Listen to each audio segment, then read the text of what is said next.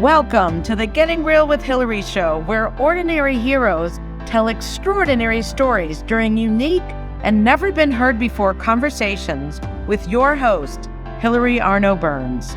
Hilary's unique listening and way of asking questions results in conversations that aren't usually talked about, so you can create the life that you really want but are afraid you can't really have.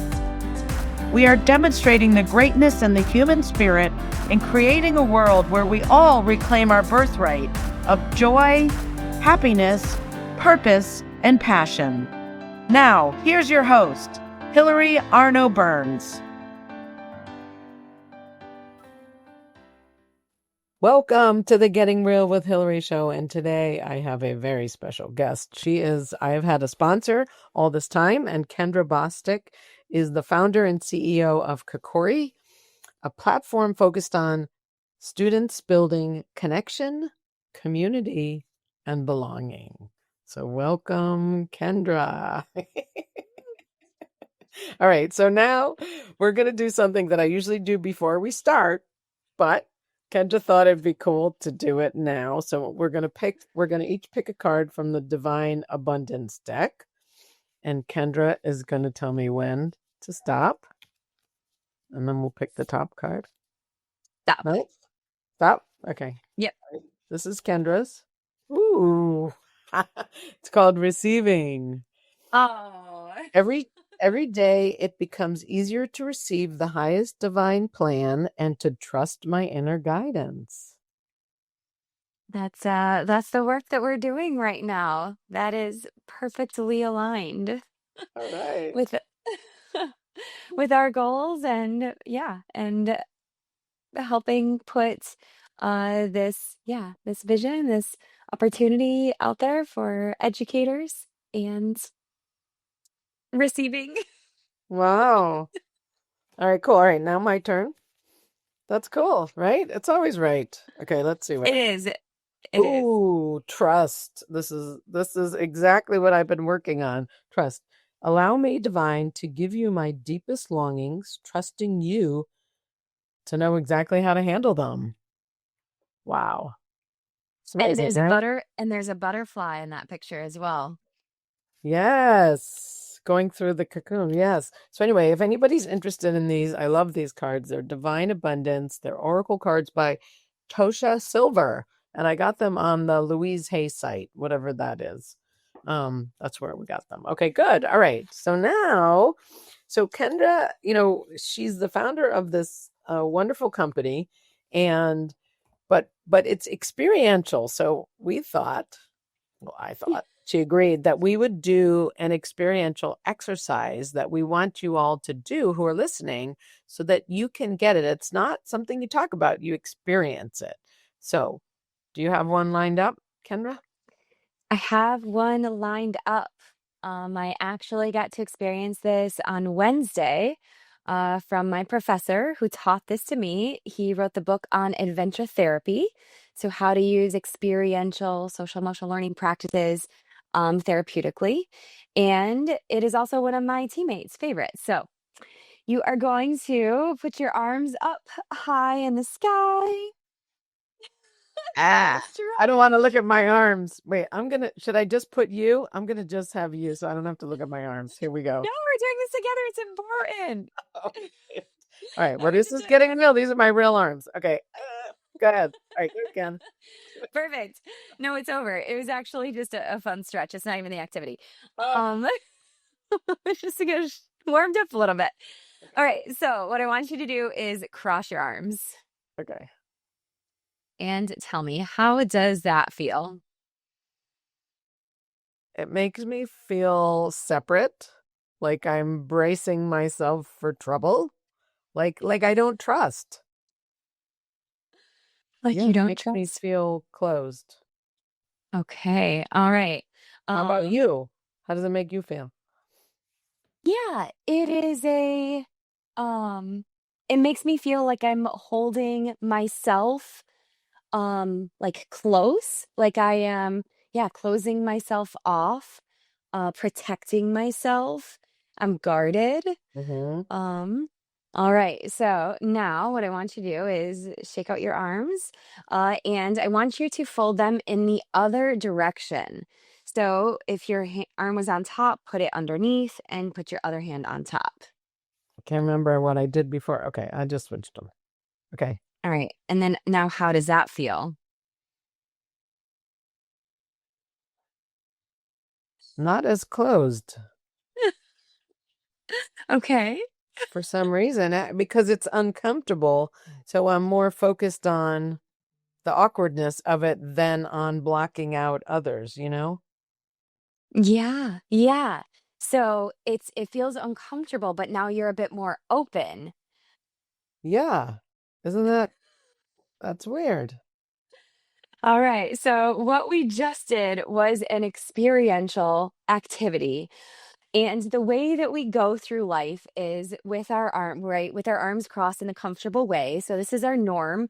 So when we are in any type of an activity, however we typically show up, whether, if we face a challenge, maybe we shut down, maybe we work through it, maybe we ask for help, maybe we, you know, go do something else that helps us feel better that isn't as positive. When we practice experiential social emotional learning activities, we are trying something new. We are trying on a new way of being. And that means that it is uncomfortable. But since we're trying that new thing, just like you just said, pretty perfectly, this was not planned, um, was that we're a bit more open. We're more focused on what we're doing instead of just going through life in the way that we typically do. So, very, very simple exercise that helps you understand the sort of the underlying philosophy behind experiential social emotional learning activities. Wow. And so I know, in other conversations, you told me about why that, like bringing play, has the kids be able to learn better. I mean, we're starting in the middle here. We'll go back to your story later, but I just want people to understand why it's so powerful. Um, yeah. Can you explain the thing about the brains, how when the kids are anxious or whatever, they can't learn? Okay. Oh, Oh, sure. Yeah. So there are quite a few different concepts in those questions. So what we do with Kikori is we provide educators with experiential social emotional learning activities. So these are team building games or initiatives where students are going to be faced with some type of a challenge. And the big idea is what we just experienced, that when we experience challenge, we have our way of dealing with that. When kids do not feel safe and they don't feel connected, their brain's response is to help them get to a place that is safe. And in order to get there, if they don't feel safe and connected, they typically go into two different areas, which is either fighting, arguing, making sure that the saber-toothed tiger stays away from them and fighting it, or running away, avoiding, shutting down, hiding. Um, and so again, there are two pieces there. One is that it's very important for us as educators to help our students feel safe and connected, to build relationships, to build our students' self-confidence, to help them see that they can accomplish hard things.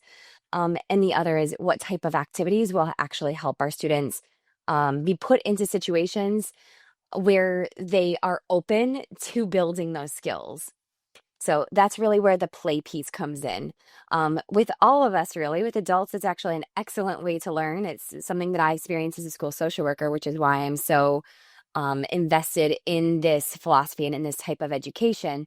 But play is fun, play is engaging, and it allows us to dive in without all of the typical defense mechanisms. A lot of the students that have behavioral needs in the classroom, when you bring in play, they love to play. And so you're going to help them overcome those typical barriers by bringing in a playful element. so let's say I was a kid and I just had a problem with someone, or I couldn't get, had, we were doing a problem and I couldn't get it and I was feeling stupid or whatever. Let's say I've got my arms crossed because I hate feeling this way or whatever, and that's all I know to do. You bring in play, which has me like access a different part of the brain, right? Like it gets me out of that stuck mode, and now I become open. Is that how it works? 100%. Yeah. So the other scientific part of the experiential play is that so through a game, we're really enacting it's called a kinesthetic metaphor. So through the play, we're working through hard things, but it's not through a math problem. It's not through reading. It's not through the things that are typically happening in our lives. So when we face a challenge through our play, we now have, yeah, the way that it works is that you actually, so with the metaphor, you bypass your conscious resistance. And so you're actually accessing like a different part of your brain when you're focused in this metaphor, where all of the typical things that you would do, because it's fun and you want to win and you want to achieve the challenge, you're open to trying new things and trying out new behaviors. And yeah, and when the teacher is working together with you in this, when you're all in this challenge together, then you're open to trying new things and creating a strategy in ways that aren't happening in math class every day. Wow. No, I mean, I can see it for me. If I get mad or if I get frustrated or if somebody says something and I take something the wrong way, I'm going to be like this, and I'm not going to be really able to be productive or work or learn because I'm just mad, right? But if you now, let's say, switch, hop over that part of the brain into play, Yeah. I'll probably just forget about it, and I can already feel it releasing. As if that really happened. I mean, I was just making it up and I was already stressed out, but you know what I mean? Like I can feel it releasing and being willing to be cooperative, whereas I wouldn't have when I had my arms crossed, mad. Yeah. So Well, interesting. Yeah. the super important piece of this is that there is an experiential learning cycle that happens in the play. So actually, if students are just playing, there are wonderful benefits. There's joy, there's oxytocin, there's dopamine, there are fun experiences that kids have, but it's actually layering on reflection. So as you're playing an activity, where there is a challenge, where those feelings of frustration or those stories that you tell yourself come up, the idea is that we pause and we say, what did you notice? So how are we doing? Great, not so great. A lot of times in challenge, the first time that we try to challenge it, we're not doing so great. So we're giving kids an anchor. They're like, ugh, we're not figuring it out right now. Why not? What happened? And that's where you start to build this self awareness. You learn the stories, you learn your reactions. So, well, when Sarah said that to me, I took it personally and then I didn't want to play anymore. And so it's that first part is reflect. What happened? Okay. Are there any other times this happens? Oh, actually, abstract conceptualization. When people say things to me in these different circumstances, I often take it that way. That is a reaction I often have. And so now you're starting to learn patterns. This is what just happens in this game. Oh, wow, that happens in other places too. Now, what can we do differently? And we're all in this together. The only way we're successful is if we all if we all solve it together. So we're all motivated to work together. Well, I can ask you what you meant by that. I can, I can tell you how it felt when I heard something. We can agree to put all the ideas out there without any judgment for our first round. So there are all different things that you can do. And by coming up with that strategy and those ideas, now you're crossing your arms the other way. You're trying something different. You're changing from that static, constant behavior to try something new. And watch when you do this, you have success. So the whole goal of the activities and the goal of the facilitator is to create an opportunity of success. And now that becomes a part of your limbic system, layered into your world is that, wait, I had an experience where someone said something to me and I didn't take it personally, or I asked them a question, or we created a process of we're all going to name ideas and no one is going to judge them that will work in other situations. And that is the deep understanding or reasoning why this experiential approach, um, how the play helps kids become invested and engaged, and how the reflection helps them build self-awareness and new tools and new experiences that they can do things that they didn't know they could. And then it helps them connect and grow. And through challenge, exactly. Yep. So the experiential learning cycle is a play, and then reflect what happened during this activity, connect. How does what happened connect with other times when this happens? So when there's Oh, okay. competition, how do we react? Like, oh, wait, well, there was competition here. I shut down, I got frustrated, or I started taking over. Um, and then the grow is, what did we learn? So how did we solve the problem? Y'all did it. How did you do it? And holding on to that. And you can take that grow and use it to, so that's where the transfer can happen. We did this in this activity. Now, how can we not take things personally at recess, or, in at the cafeteria, in different places? And that's the full cycle behind the experiential social emotional learning theory. Wow. So, and all ages can do this.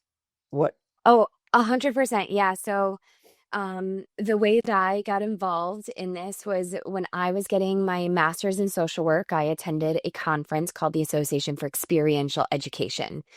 I was trained by some of the best facilitators in the world, in my opinion. Some were professors at the University of Michigan, where I was getting my MSW. And for me as an educator, every year I went back to this conference. I started finding the workshops that were happening locally. And that was how I learned actually tons about myself, who I am, why I am, Mhm. and the activities that I brought into the schools and learning spaces that I worked in. So through Kikori, we build this experiential social emotional learning into our training.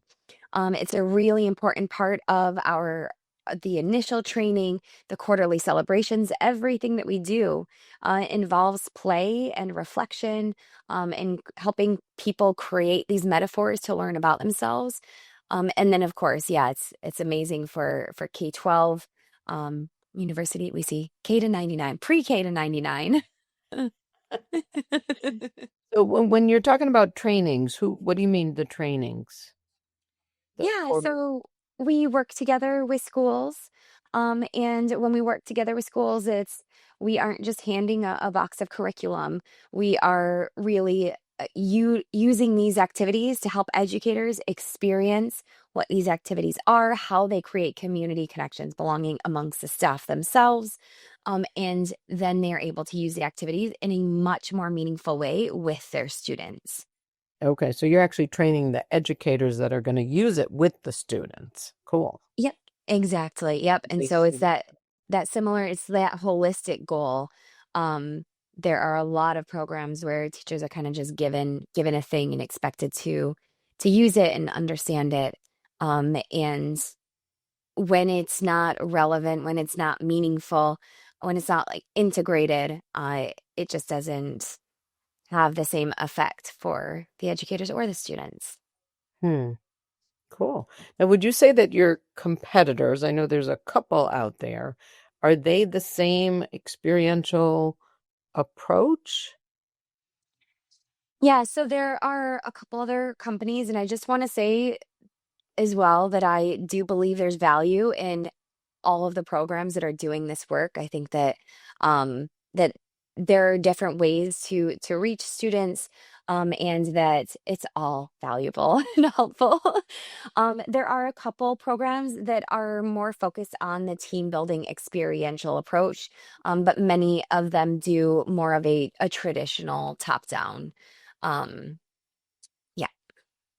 So would that, so what would that lead, what would the top down not have that you have?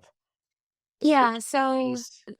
the the big difference is whether we are telling students or facilitating their learning and empowering them to take ownership and to have agency in their learning. And right now we're talking about, the social emotional learning wellness component of education, but I think the experiential approach can occur anywhere. So it's also, occurs a lot within academics itself, the difference between telling kids um, versus allowing them to discover and play and learn. So it's like telling them how to ride a bike versus actually having them ride the bike.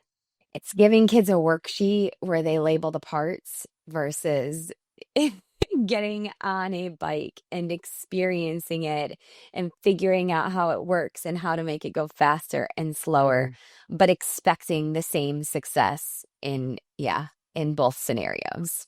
Wow. Big difference. Okay. All right, cool. Now, all right, can we go back? So we did, that was, I hope you all experienced that. I did. So let's start at the beginning. What inspired you to create Kikori? Yeah.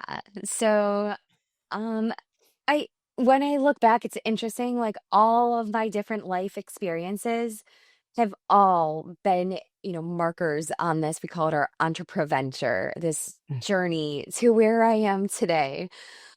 I am not someone who, I never took a business course and study technology. So the fact that I am now running an ed tech company, um, really has to do with the importance of this work and all of the people that have been a part of my journey. So let's see how far back.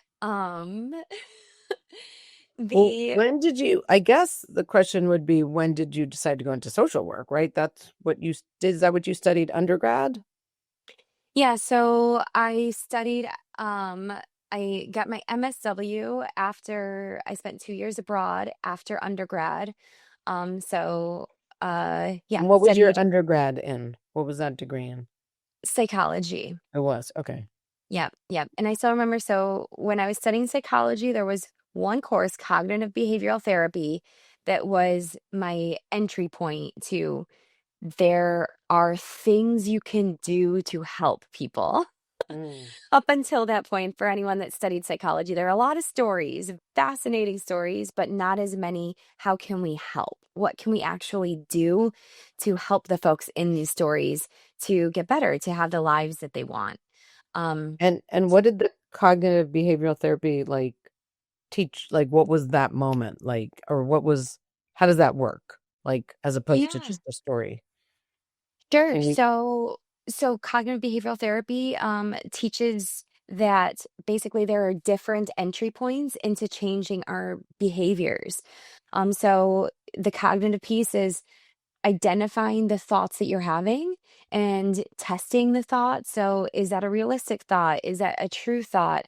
And focusing on creating more positive thoughts that are um, more true to who you want to be, who you are. um, that's one of the things that drives our feelings. A big piece of this is actually not even in the CBT, is the sensory motor. So that is understanding what's happening in the body, what triggers fight or flight, what Mm. happens during fight or flight. So all of the chemical mechanisms, the adrenaline, the cortisol, the reactions that are created, understanding that when you don't feel safe, um, that that there are all these chain reactions. You actually, your eyes physically, your pupils physically dilate, and you see people around you as dangerous. There's so many messages in this that when educators understand that and they see their students' reactions, they can easily label fight, flight, fight, flight, and understand that it's not a student, you know, purposely being, I don't know, negative or purposely trying to argue. It is an automatic reaction. And it's really based on, a lot of it can be helped with the environment that you create when you set up and put in place the conditions for a happy, healthy, safe, connected classroom. The other piece is is the behavior. So starting to being able to study, what are my behaviors? What do I do when difficult things happen? Because then you can choose different behaviors and learning coping strategies. That's a big part of the cognitive behavioral therapy model is when I notice I'm getting upset, I can take 3 deep breaths and actually practicing the deep breaths, meditation, yoga, exercise, knowing when to sleep. So those are all parts of the CBT therapy. So I just have to ask this. One of my friends is a teacher, and I remember her talking about, kids that were they had bad behavior. They were bad. They were labeled as bad. Yeah. Would this, are some I always wondered, are some kids just bad, or are they in that fight or flight and no one knows that? So they keep, boom, boom, boom, they're trying what they're trying, but they're not getting into, you know what I mean? What you were just talking about. What's your opinion on that? Yeah, not only are they trying what they're trying, but the world around them is reinforcing the story. So it is a constant negative cycle where they think they're bad, they do something bad, the people around them tell them they're bad, and it continues to get worse and worse and worse. And all of those different pieces I just mentioned. So the thoughts, the behavior, the sensory motor reaction. So not only are they like hyper vigilant because they think that everyone around them doesn't like them, but then the people around them are actively, unhappy with them, which makes them more hyper vigilant. So it's a negative cycle. And can you break it? I mean, it seems like the Kikori stuff would be able to break that cycle, the bad behavior, quote unquote. That's Right? yeah. So I think the experiential approach is one of the most powerful for the students that are typically in that category or seen in that way, or an MTSS tier 2, tier 3 students. The work that my professor did in adventure therapy, those are the students that are never successful in school. A lot of times that's the last resort. And for a lot of those kids, doing adventure therapy is the only thing that does work. But that's removing them even from schools, and bringing in a wilderness, just, removing the phones, removing a lot of those pieces so they can recreate, who they are, get in touch with who they actually are on the inside. But yeah, I think that's a great point just to bring up, because so many of us see kids in this way, and it's just education. It's just understanding the automatic responses, and noticing it in ourselves first. That's always the first step. We all experience fight or flight. We all get frustrated. We all, lash out when we are feeling attacked, when we feel like we don't have control. We all shut down if we feel like there's no answer. But understanding the science behind it is paramount is a first step. And so that's why the trauma-informed practice is so important. And just being able to see what's happening in a way that's objective and compassionate. And then the experiential team building activities are extremely powerful in teaming up with our students and facilitating them fixing their own behavior. So this is at the end of the year, I'm talking with the schools that I'm working together with, and we've played, they're using the Kikori calendar, the daily calendar of activities and morning meeting and closing circle. So every day kids are getting to connect with one another. And the ultimate goal and opportunity in this work is that through these activities, your students can tell you how they are going to fix their behavior. Wow. And that's the difference between telling them every day over and over, I need you to sit down. I need you to be quiet. I need you to listen, and playing an activity where the goal of the activity is that we all, pass the ball to each other, but the only person that talks is the person who's holding the ball, and watching as your students come up with a way for them to pay attention, watch, take turns, and be successful. And really like learn and practice and come up with their own strategy for those things that you're asking for every day, and create ownership over that. Wow. And that happens. And that happens. And that happens. And that's, yep. And that is, and there's learning that's required. So I think the big, one of the things that is very popular today in Western society in the United States is our hacks, our efficiency, our faster, our, bite size. And the reality is that hacks, as far as I've seen, hacks do not help our students learn that they are capable, create authentic relationships, learn how to care about school, about the world around them. What's a hack? Am I supposed to know that? So hacks are everywhere these days. It must not be in your algorithm. No, it's not in my algorithm. Yeah, so right now with time and technology, to be honest, we're looking at how can we do things faster, quicker, more efficient. And the reality is that, how can we just press play on a video? How can we, help our kids and have a robot help our kids instead of us doing it? Like, how can, and I think that there's always some truth to that. But when we pull out the humans, when we disregard the value of human connection, and that co-regulation, and that we are in this together, it's not lasting. Right. Wow. All right. So many questions. So, okay. So in order to do the experience, so that's the one thing with the experiential approach is it does take a bit of training. It's not a hack. Yeah. It takes a bit of training. It takes a bit of investment. And with that investment, there are incredible outcomes and happiness and joy for the educator and the students.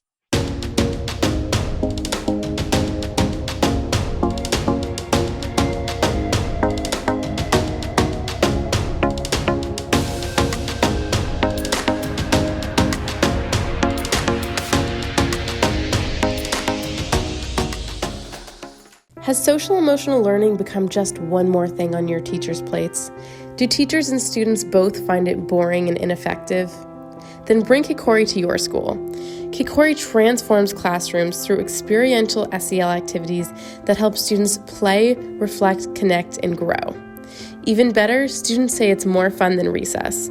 Schedule a no-obligation conversation at kikoriapp.com/bringkikori. Kikori. Hey, it's Hilary from Getting Real with Hilary. I want to share something really powerful with you today.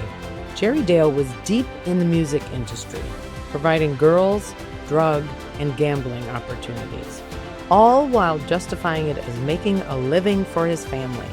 He questioned his path, but then God turned his life completely around. Now Jerry's on a mission to redeem and help others find their way back from the dark side. Jerry's book, Music, Porn, and Jesus, A Journey to Redemption, is his raw, real-life memoir of how God rescued him from the music industry, the porn world, and his own rebellion. It's not just a story. It's a testimony of grace, hope, and freedom. Visit IamJerryDale.com to get your copy and join a movement of redemption.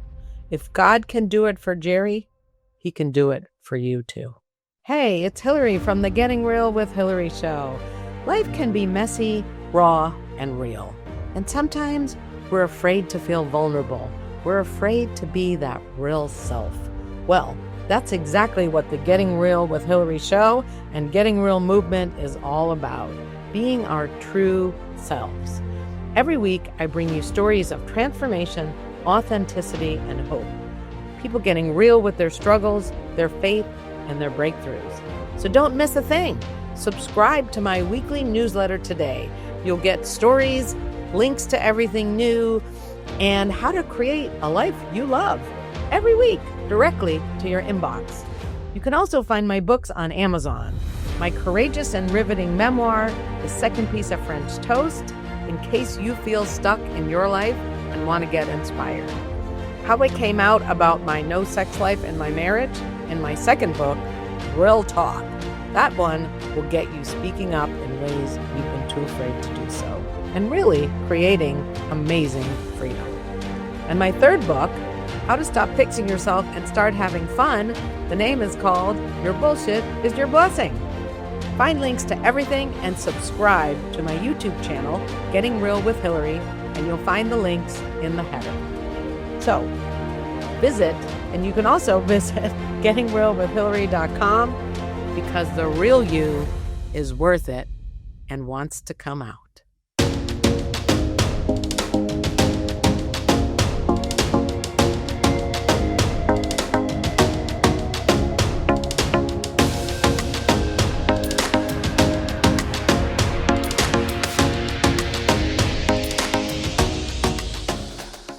We're going to bring back our sponsor, Kendra Bostick.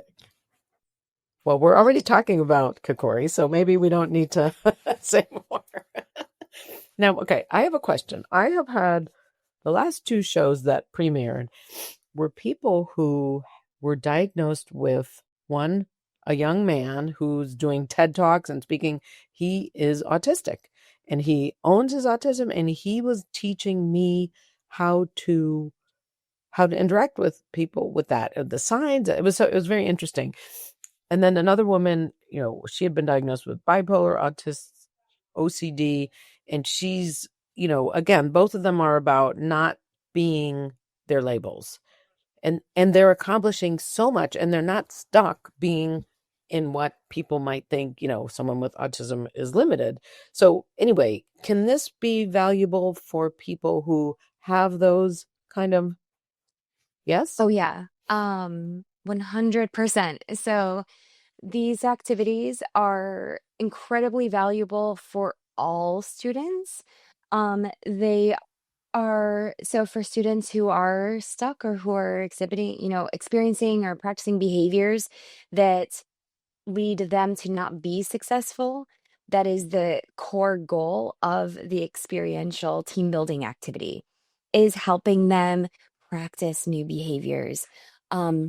When educators know how to lead the behavior or lead the activities, they're also able to start playing in different ways where the students who haven't been a leader get to have a chance to do that, get to have a chance to experience that.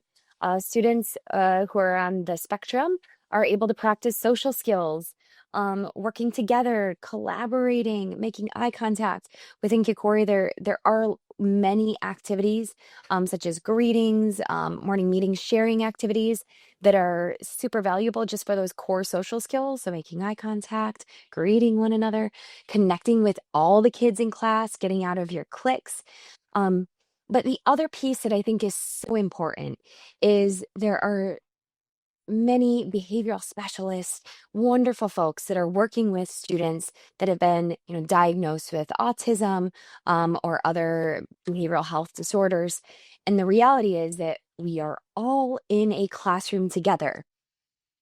We are all in a community together. We are all in this world together, and that only focusing on the students that are presenting with these needs isn't going to help our community be happy and healthy.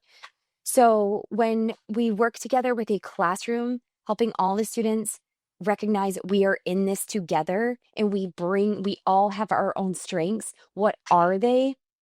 Is really flipping that mental health model, if that makes sense, into a community building model.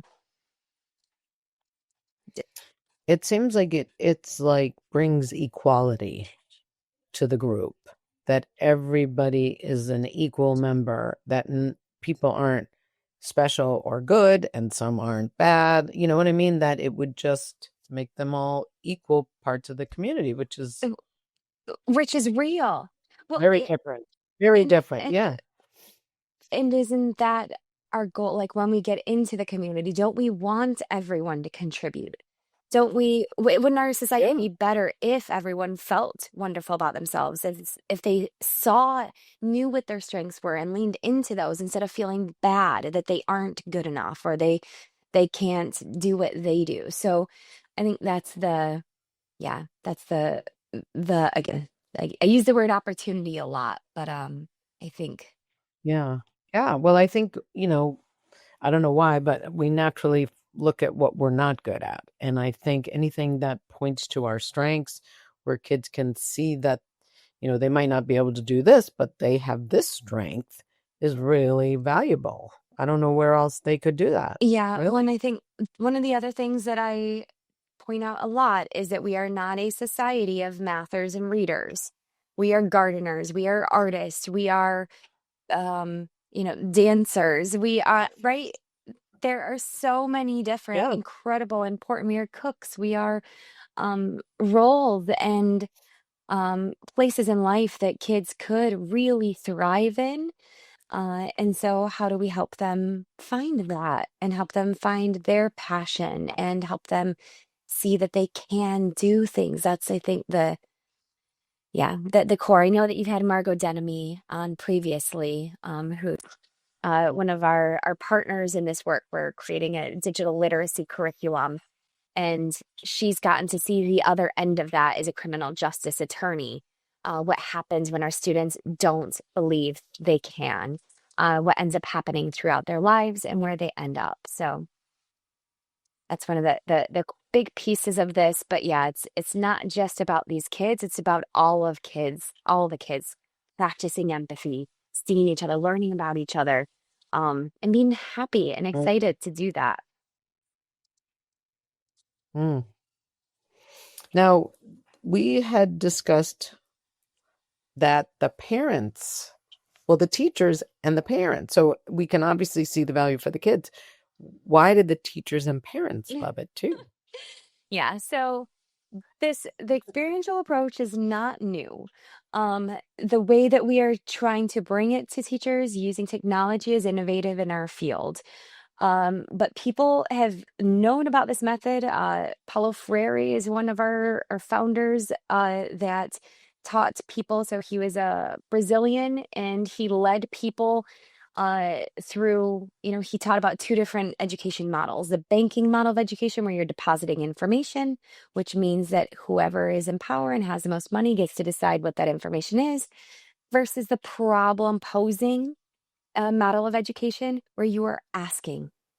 And just by asking people, again, you're showing people they can, you're inviting them to solve problems, and you're giving them the experience of success and ownership over their own lives and agency.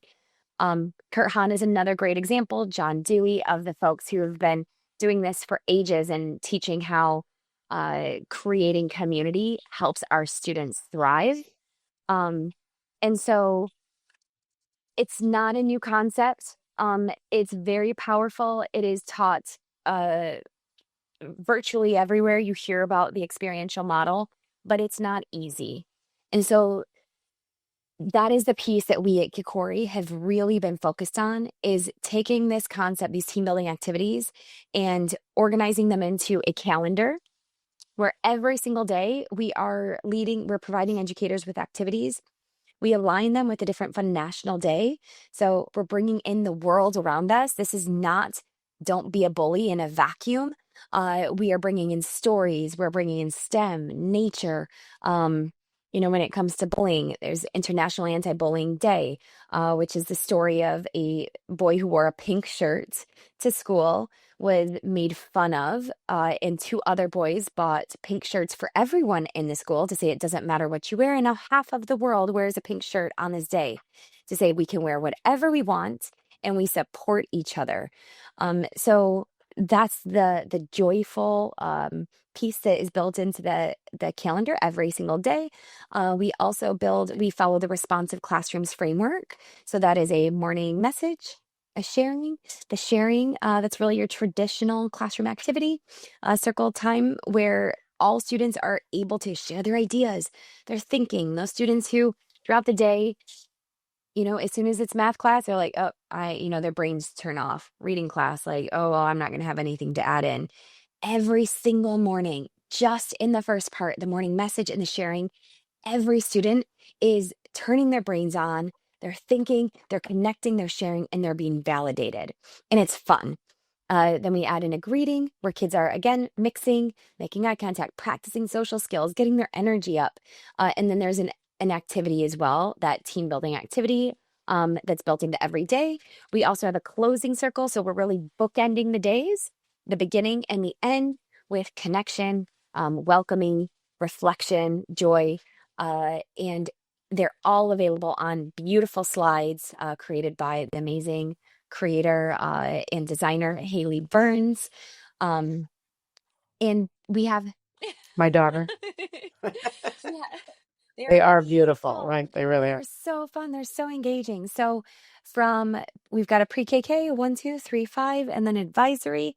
So they are developmentally appropriate. Every week we build in a CASEL, collaborative academic social emotional learning intention, and we organize every month with a self-awareness, self-management, social awareness, relationship building theme. So we are layering in all of the social emotional learning that educators and administrators are requesting in the standards.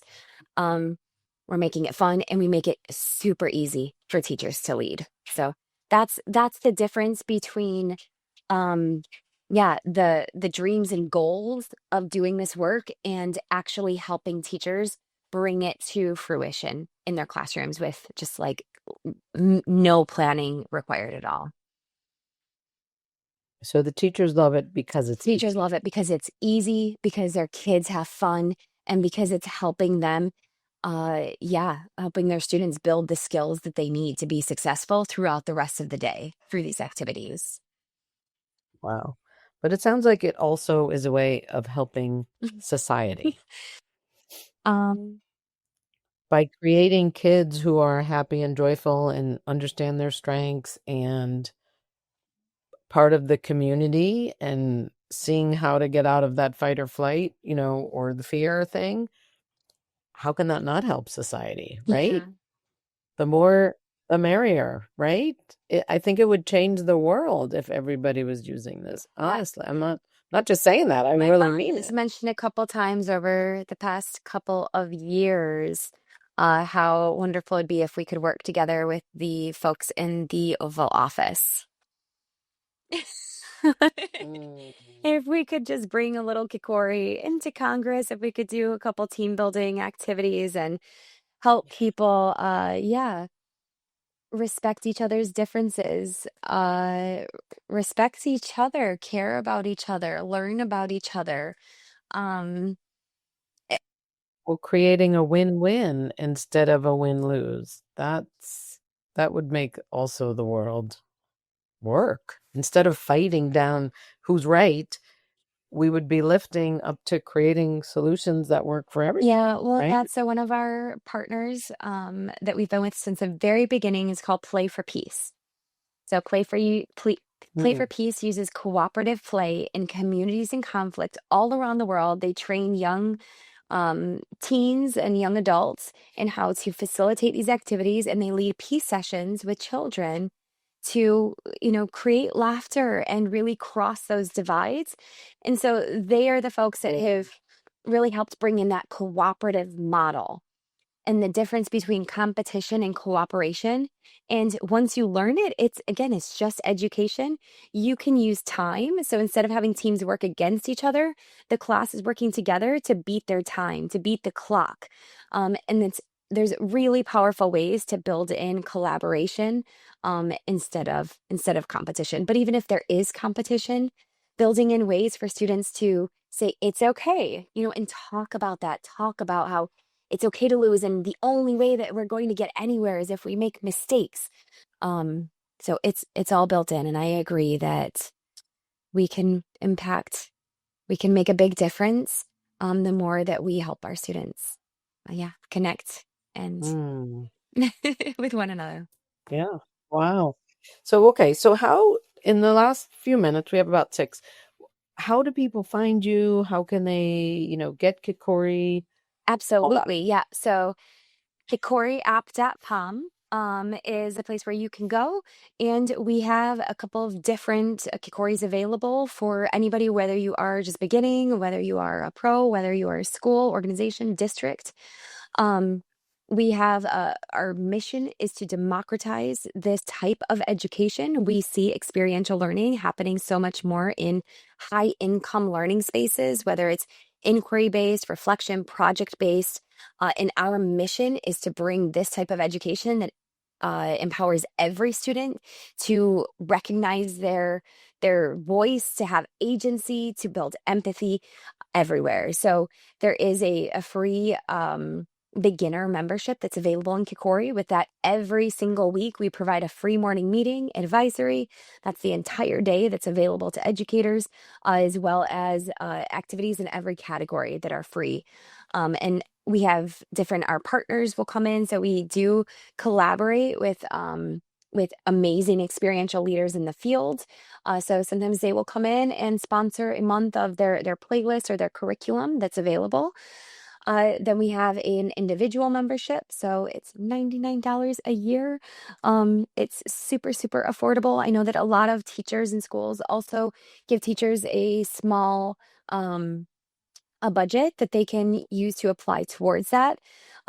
We are launching a program that's part of our social mission with everything happening today, where for every premium purchased, we will be gifting a premium membership to educators that are in need. And there's also a school program. So our schools, we have been working together with the Lower Yukon School District, for example, in our 4-week summer program. They doubled their attendance, increased engagement. Joy said it was the best summer that they had had. So that is all available on our website in our case study. But we are working together with schools across the country in New York City, in Ohio, in Minnesota, in Jersey, in Florida. And they are, absolutely loving using Kikori every single day. When we work together with schools, we do provide that level of professional development. So we include launch trainings, celebrations, monthly coaching for the administrative level, and we support SEL champions as well. And then what about the little piece, I think, because I'm a parent, Yeah. that the parents loved? Can you want to just say that real quick? Absolutely. Yeah. So we're also offering parent workshops. Parents are some of the most important folks that are parents, family, guardians, family members, guardians, caregivers are some of the most important people in our school community. And so we do offer parent workshops as well, where we train the parents on the experiential practices. Their big questions are often, how do I get my kids to talk with me? That morning meeting that's available for free, parents can log in so they are able to access that. And so that's really closing the loop where kids can play in school, they can come home and lead it with their families. And we also have parent add-ons. So we've had parents that after the training, they've said, we love this. Can we do this with our students? And so that is all available for any schools that we're working together with.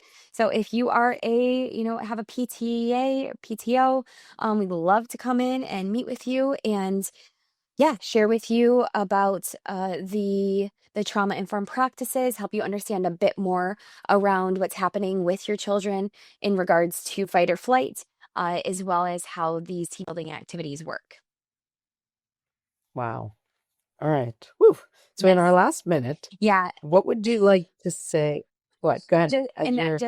Just again, wanted to make sure that folks know that about the really exciting curriculum that we are building with Margot Denemy on weaving together SEL and digital literacy. So this is being launched in the fall. There is a sign up now for educators that are interested in bringing this into their school, and it is focused on helping students understand what is their digital footprint, and some of the harms, and really understanding what's happening as far as the mental health, physical health, and just the different components in the online world to help our students be safe. Great. And they can find all of that at kikoriapp.com. Yep, kikoriapp.com. It's all available there, and there's a place where you can find what's available for schools as well as the new curriculum that's available. Okay, great. All right. Any last words? Just I think that the words that we started off with, that receiving and trust, I feel like those are the two like guiding elements in my life right now. That there are so many people that have done this work for hundreds of years that are a part of the Kikori platform. And my hope in creating this, this platform and this space is that we're all able to work together, that they are able to, receive a bit as well. And that we're all able to receive, whether it's administrators, educators, students, family members, and the folks that do this work, and trust that when we lean in and we do the right thing, that it'll all work out. Thank you. Thank you so much, Kendra. Thanks for being here. Thanks for the work you do. I appreciate you Make the so world- much, Hilary. Thanks. You make the world a better place. Bye, everyone. Thank you. Thank you for watching this episode. I started getting real with Hilary when I discovered that I was a people-pleasing, pleasant phony and wanted to be more of my real self. We can grow together if you will like the show, subscribe to my channel, and share this episode with your friends and family so that we can have a world that's more real.